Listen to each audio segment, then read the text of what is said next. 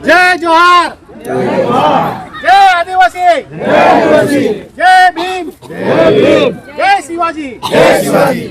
ते दिलं नाही. त्यांनी काम केलं कधी? शुक्रवारी रात्री, शनिवारी बंद, रविवार बंद. माणूस जाणार कुठे आणि हातोडा चालवणार सोमवारी.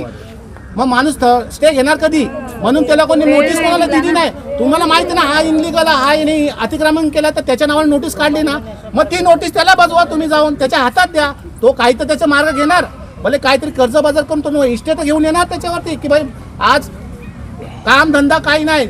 सगळ्यात पहिलं घर असला तर तुम्ही त्याचं जेवण बनवून खाऊ शकतो, या तुम्ही घरात तुम्ही आपल्या पोराबाला सुरक्षित ठेवून त्याला कामावर जाऊ शकता तुम्ही. सुरेश बनगा नोटीस लावलेली आहे, काय सांगणार तुम्ही?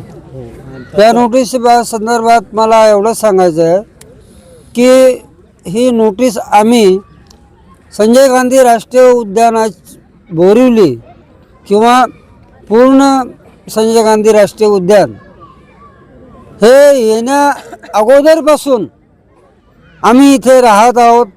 आमच्याबरोबर जे आमचे बंधू भगिनी राहत आहेत त्यासुद्धा इथे आमच्या सोबत आहेत. त्यांनाही कमीत कमी 20-25 वर्ष झालेली आहेत, 30 वर्ष झालेली आहेत. तर आम्ही इथून कुठेही जाणार नाही. आम्हाला इथेच कुठेतरी एका साईडला द्या, आमचं पुनर्वसन इथेच करा. आणि हे ते होणारही होतं, परंतु ते केले नाही त्यांनी. आमचे वाढ वडलोपार्जित आमचे जन्म इथे घरी झालेले आहेत. आमची मेलेली माणसं आजोबा पणजोबा यांना सांगायलाच नेऊन झालेलं आहे. त्यामुळे तुम्ही जर डेथ सर्टिफिकेट मागाल तर आमच्याकडे मिळणार नाही. आमचा जन्म पण मिळणार, जन्मदाखला पण मिळणार नाही. म्हणून सांगतो की आमच्याबरोबर जे राहणारे जे आहेत बंधू, आदिवासी असो बिगर आदिवासी असो, 15-20 वर्षापासून 30 वर्षापासून, त्यांनाही आमच्याबरोबरच सामावून घ्यावं आणि आमचं पुनर्वसन इकडेच करावं. हे असं यासाठी जमा झालेले आहेत की काही वन अधिकारी लोक आमच्या स्थानिक रहिवासी संजय गांधी राष्ट्रीय उद्यान बोरिवलीच्या हद्दीत राहणारे आपले सर्व आदिवासी व रहिवासी यांची दिशाभूल करून जे नोटीस यांनी बजावण्याचं चालू केलेलं आहे, त्या नोटीसच्या अंतर्गत यांच्या रहिवाशांवरती मोठी भीती निर्माण झालेली आहे. हे कोणाकडून नोटीस बजावली गेली आहे आणि कधी बजावली गेली? ही नोटीस आम्हाला एन लोकांनी पहिलं बॅनर नोटीस लावलेलं आहे. त्या बॅनर नोटीसमध्ये असं त्यांनी नोंद केलेलं आहे की चांदोलीवाले लोकांना तुम्ही तोडणार आहेत.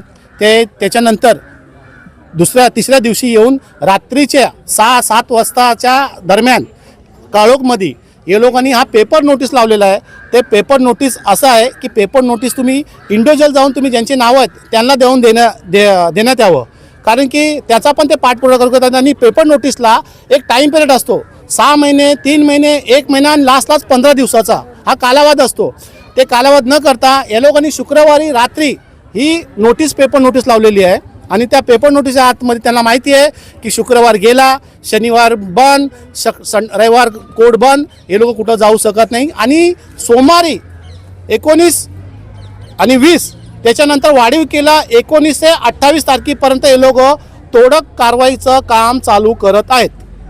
आता तुम्ही सांगितलं आहे पोलीस प्रोटेक्शनसाठी ते पत्रव्यवहार केलेला आहे, त्याच्याबद्दल पोलीस प्रोटेक्शनसाठी आता माहिती आहे आपले आदिवासी समाज आहेत, इतर समाज आहेत, आदिवासी रहिवासी सगळे आपण पूर्वीपासून एका सोबत राहायला आले आहेत. आणि आम्ही कधी पण जातभेद करत नाही आहे, कारण की हा जंगलमध्ये वनामध्ये राहणारा हा आमचा भाऊ बहीण, आमचे आईबाप, माझे मित्र परिवार हे आमचे सगळे सोबतले आहेत. कारण की आम्ही लोकांनी दहीहंडी पण केलेली आहे, गरबा पण केलेला आहे, दिवाळी पण केलेली आहे, दसरा पण केलेला आहे आणि आमच्या आदिवासीचा नाच मेळावा पण सोबत केलेला आहे.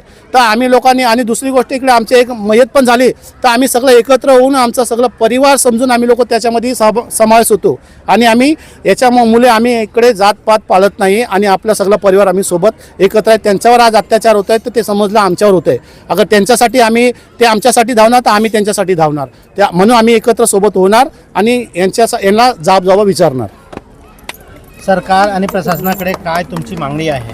सरकार प्रशासनाकडे आमची हीच मागणी आहे की हा वन हक्क मध्ये 2006चा वन हक्क कायदा, हा वन हक्क समिती या वन हक्क गठीत करण्यासाठी याच्यामध्ये असं कायदा निर्माण आहे की वनामध्ये राहणारा चाहे तो कोण पण असू दे, आदिवासी तर आहेच, पण आदिवासी सोबत जो 15 वर्षाच्या कालावधी राहण्यात इकडे आलेला आहे तो पण तिकडचा वनाचा भूमिपुत्र झालेला आहे. हा त्याच्यामध्ये वन हक्काचा ॲक्टमध्ये हा कायदा नमूद आहे. हे कोणी पण वाचू शकते. सरकार जे आहेत आता वन अधिकारी ते कायदा वाचा आणि नंतर आमच्यापर्यंत या. मीरा देवराम पुजारी. इकडे नोटीस लावलेली आहे तुमच्या घर तोड्यासाठी, काय सांगणार तुम्ही? आम्ही सांगणार की तुम्ही आम्हाला जे का तुमची माहिती देत नाही तर आम्ही मान्य कसं करणार. आम्हाला आमची इथे पिढी जन्म गेलेला आहे पोराबालांचा, आम्ही बाहेर जाणार नाही. आम्हाला चांगल्यापणाने इथे कुठेतरी द्या, आम्हाला मान्य आहे, आम्ही इथेच राहू. प्रकाश वरठे. इकडे नोटीस लावलेली आहे, काय सांगणार नोटिसाबद्दल तुम्ही? ते आम्हाला माहीतच नाही लावलेलं, ते लोकांनी रात्रीचे 1-1:30 वाजता लावलं आणि आम्हाला माहित नाही. सकाळी उठून आम्ही बघतो ते. मग काय आम्ही मागणी आहे तुमची, काय मागणी आहे? आम्हाला बोलतात तसंच निघून जावा, तुमचं घर तोडणार. मग आम्ही पिढी इथं राहिलेली आहे माणसं, आम्ही आदिवासी भांडी काम करून आम्ही खातो. मग लगेच असं बाहेर कसं निघून जाणार आम्ही आमचं तोडवा घरा, तरी पण आम्ही तिथंच राहणार. आम्ही कुठंच जाणार नाही आहे बाहेर. आम्हाला काय पण करणार, कारवाई करा, काय पण करा, पण आम्ही तरी पण तिथं जाग्यावरच राहणार आहे. हां. योगेश सावक. काय म्हणणं आहे योगेश तुमचे? मी इथे जन्मापासून राहतो आणि माझे आजोबाचे आजोबा इथे जन्मापासून राहत आहेत आणि माझ्या आजोबांना रूम भेटले पण आम्हाला भेटली नाही. तर हे आम्हाला नोटीस देणारे कोण? आणि इथून माझ्या आजोबांच्या आजोबापासून शेती करतायत. त्याच्यानंतर हे नॅशनल पार्क बांधलं. नॅशनल पार्क बनण्याच्या आधी इथे सर्व आदिवासी शेती करायचे. तर हे आम्हाला इथून काढणारे कोण आहेत? वर्मा. काय सांगणार आहे तुम्ही? नोटीस आता लावलेली ही आहे. नोटीस लावले, एका घरामध्ये 4 फॅमिली किंवा 3 फॅमिली असेल तर एका घरामध्ये कशी माणसं राहणार? चांदवले दिले अचानक नोटीस लावले 2-3 वाजता, तर आम्हाला कसं माहिती पडणार? आमची पिढ्यानपिढी 25-30 वर्ष आम्ही इथंच गेले, आम्ही बाहेर इथून जाणार नाहीत. नाडगे. काय म्हणणं आहे तुमचे, सांगा. चांदोलीला रूम घेतली आहे, पण सासू सासऱ्यांनी घेतलेली आणि त्यांचे 4 मुलगे आहेत. ते कुठे राहणार? 4 मुलगे. हे लोक बोलतात तुम्ही निघून जा, एका रूम मध्ये राहा. ते एका रूम मध्ये कसे राहणार सर्व परिवार? आता मुलांची मुलं, त्यांची पण 18-18 वर्षाची, कुणाची 20 वर्षाची मुलं, त्यांची पण 4-4 मुलं झाले, ती कशी राहणार असं एवढ्याशा रूम मध्ये? आणि हे लोक तुम्ही एका रूम मध्ये सांगतात की पूर्ण परिवार जावा. मग पूर्ण परिवार कसा जाणार? मुलांची मुलं, त्यांच्या मुलांची मुलं, त्यांच्या मुलांची मुलं कसे जाणार एका रूम मध्ये? कधीपासून राहत आहे तुम्ही लोक इकडे? माझी सासू सासरा पूर्वीपासून राहतात, त्यांचा जन्म इथलाच आहे. आमचं गाव पिढी इथेच गेलेली आहे त्यांची.